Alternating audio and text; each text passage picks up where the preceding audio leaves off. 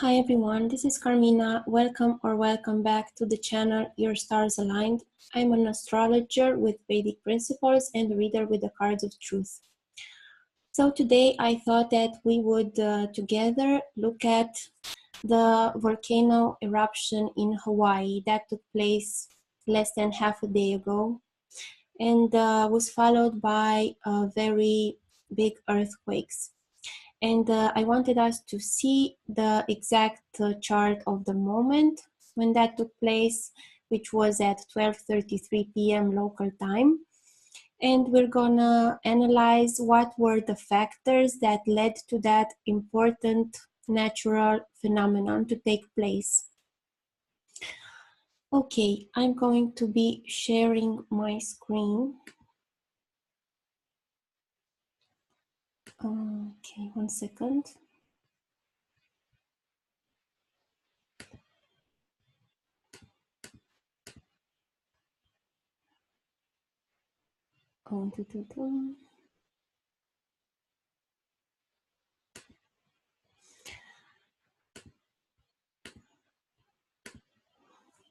Okay, so this is the exact time, the chart of the exact time when the event took place.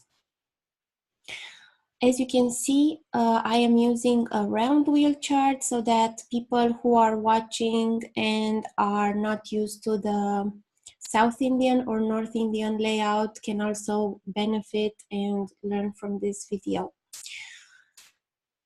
Okay, so first of all, where did this event took place? It took place on an island, on a tropical island.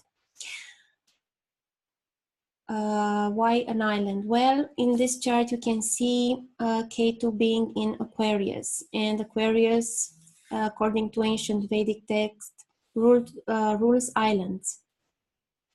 And a tropical island, you will see that there's a lot of planets here in Capricorn, and Capricorn rules the tropical jungle, as well as things that are flying in the air.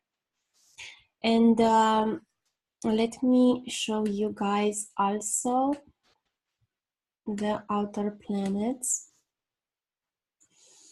Yes, so why am I saying this? Well, because Hawaii is the most famous tropical island in the world. I think you can't argue with that fact.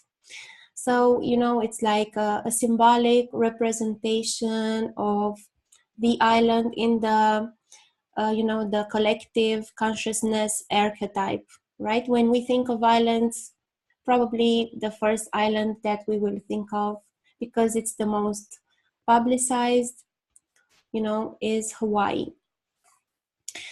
The tropical island, I mean. So, you know, I think that's very important because it relates to this, you know, our collective consciousness and the Hawaii island as an archetype that reflects also back into us. And also Hawaii was afflicted, like in April, by the biggest floods in decades. And that was triggered by the eclipse that took place, I think, at the end of March. And, you know, eclipses are always have the nodes involved. And the south node is in Aquarius. So, you know, there was some past karma related to an island, which is Aquarius. So, yeah, think of all that. I think it's important. Okay, so when we look at this chart, the first thing that pops up to us is on the ascendant, we have the North Node, we have Rahu. And that is always a trigger for unexpected events. We see here that Rahu is in a fire sign, it's in Leo. And we also see that most of the embodied and planets that are, you know, near the Earth, you know, not the outer planets, are mostly in fire and earth signs. So we see that Rahu here is in Leo. It's in Aslesa Nakshatra, ruled by Mars, we see Venus is in Gemini. Yes, you know, Venus is in an air sign, but it's ruled by Mercury, which is in a fire sign. Also, we see here on the midheaven the sun, and the midheaven is the highest point of the chart. It means, you know, it was noon, it was like 12 p.m. The sun was the highest, and the highest it would get in a day. And of course, it's squaring the north node and the south node, and it's opposite Jupiter. And you can see here the sun is ruled by Venus. It's in Taurus, and it's in an earth sign. Then moving on, we see here Mercury in a fire sign, ruled by, you know, it's ruled by Mars as well. And we see here that Mars, Moon, and Saturn, together with the outer planet Pluto, are all in Capricorn in the 6th house. And the 6th house relates to, you know, it's a Dushtana house. No, it's not a Dushtana house. Yes, it's a Dushtana house, so it relates to misery, it relates to obstacles, it relates to delays, because it's also an Upachaya house, and it also relates to, at the same time, to health, because it's the 6th cusp, and also it relates to overcoming obstacles. And the malefics in the 6th house are better than benefics in the 6th house, because malefics have, you know, the cruel planet, have the grit, they have the toughness that it takes to overcome the obstacles and the delays and the litigation and enemies that the 6th house can bring, or health issues or everything like that. So you can see here you have some malefics. And I mean, except the moon, they are all malefics. The moon is a benefic here and not really happy because it's so close to Saturn. So again, this emphasis of Capricorn, you know, Capricorn is also, besides tropical jungle as a place, it's things flying in the air, like lava in this case. We have here, you know, Mars exalted, so a very strong Mars. We have Saturn in its own sign, which is a very strong Saturn. But unfortunately, when we have Mars and Saturn together, it's an excess of energy that goes haywire because it's not directed properly. So it's like a person who has a lot of energy and is kind of a workaholic, but then gets exhausted, like suffers from exhaustion because he didn't correctly direct that energy. And you know, Saturn and Mars, as I was saying, you know, they're mutual enemies. Together they're a very tense and powerful combination. And Moon with Saturn together is also a difficult combination because they are mutual enemies, so they starve each other. And Pluto there only purifies things. And, you know, Pluto is a very intense and heavy planet. It really is the ego basher, the ego shatterer, like in terms of our consciousness, but even like in world events, you know, it brings a punch, like a big heavy punch, you know, a big heavy punch to the situation, but it's also the purifier, because that heavy punch, that heavy situation, very tense, very intense, is necessary for purification, right? So it needs to be purified. So this is like a really, really intense conjunction here. So yes, in Capricorn. And also, you know, the sun is also the purifier. The sun was on the midheaven. So you have like two strong factors here in crucial places involve themselves in some purification, like all sliced up by this north node, south node axis of Leo and Aquarius, right? Relating to fire, relating to islands, relating to past life things that have been building up. And what's interesting is if you look at the final dispositor of all these planets, so like the final ruler, you will get to Saturn. because Saturn is in its own sign. So for instance, take Jupiter in Scorpio, which is ruled by Mars, and Mars is ruled by Saturn. So Saturn is the final dispositor. Mercury is ruled by, being in Aries, is ruled by Mars, and Mars is ruled by Saturn. So that's the final dispositor. A Sun is ruled by Venus, Venus is ruled by Mercury, Mercury is ruled by Saturn. So all the embodied planets, if you take them, the final dispositor is Saturn. So, you know, Saturn has this energy of endings, of completion, but not in a nice way, in a way that hurts, of course.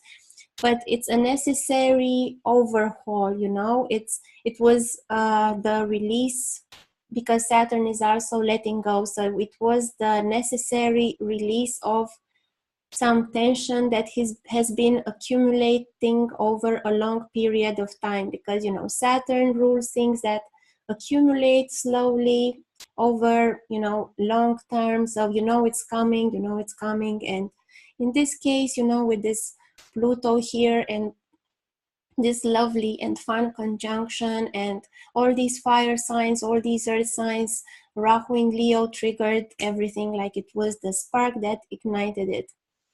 But luckily for the people there, you know, as far as I know, even after this earthquake, there were no lives, no human lives that were lost, because Jupiter was here, like below the ground. This is the fourth house, the most hidden house, in the most hidden sign, Scorpio. So from below, you know, Jupiter was working.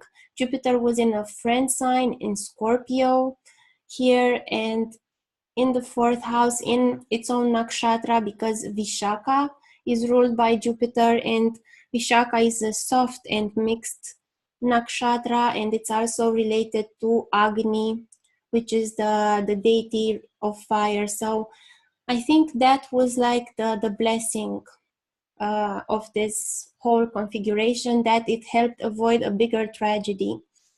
Because if we look at the other nakshatras that were involved, we see here, you know, the sun was in Bharani nakshatra, which is a cruel and violent nakshatra ruled by Venus. Here we see Saturn and Moon in Purva Ashada, which is also a cruel and violent nakshatra. You know, and also ruled by Venus. And Purva Ashada, as it's written in the old text, it's related to the earlier victories of Appa, is vigor formed from above and battle from below. So again, this tension, you know, the battle from below, the clashes of the tectonic plaques, and the vigor from above, which is like, you know, the lava flowing. So I think this was like the blessing, this Jupiter in a soft and mixed nakshatra, which is also ruled by Jupiter, because there are so many planets in the cruel, violent nakshatras. Also, Mars and Pluto, I think, because they were in Uttara Ashada, which is ruled by Mars, and it's a fixed and firm nakshatra. So, you know, that also kind of helped settle things a little and not let everything go too crazy. So it was well organized, like the authorities really reacted fast and started evacuating people. And it's also interesting to look at the Atma Karaka of the chart, so the soul planet of the chart, the planet with the highest degrees, and it was Mars. Mars had the highest degrees then.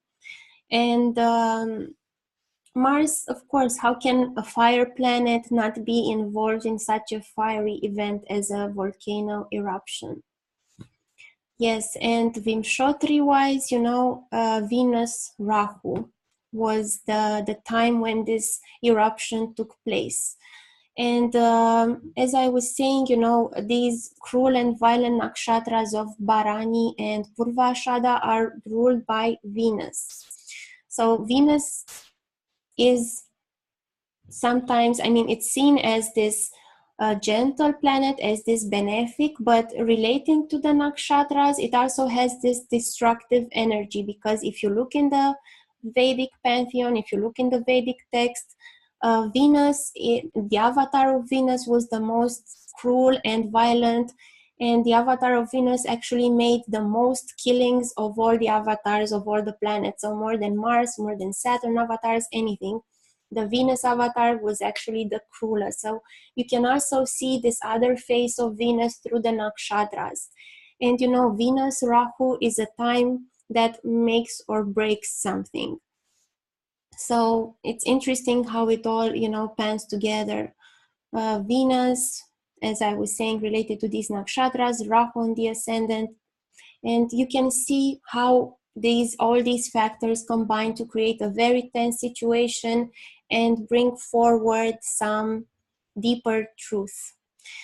But if we look at the cards, because of course we are looking at the cards of truth as well, that day when these events took place was ruled by a Two of Spades.